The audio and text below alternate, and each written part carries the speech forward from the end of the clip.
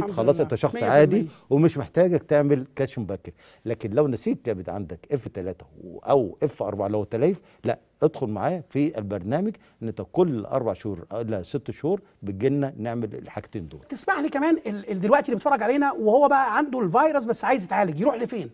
ده جميل جدا. انا بقول انا عندنا المراكز، لو حضرتك دخلت على النت هتلاقي المراكز. عندي داخل القاهرة المعهد القومي للكبد، مستشفى الفاطمية، مستشفى أحمد ماهر، مستشفى مطرية التعليمي، معهد ناصر، أماكن كتيرة جدا. كل ده أماكن كتيرة. روح بس عندي داخل الجامعة، يعني عندي جامعة عين شمس فيها مركز برضه للفيروسات، جامعة القاهرة في مركز فيروسات، فإذا الموضوع متاح.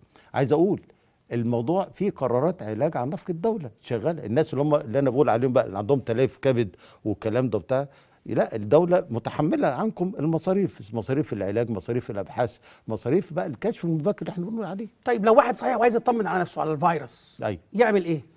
يعني يعمل ايه؟ من متخصص استاذ دكتور هيروح. في الكبد. انا عايز اقول الخطوة اللي قبليها، واحد يعني عمل عملية جراحية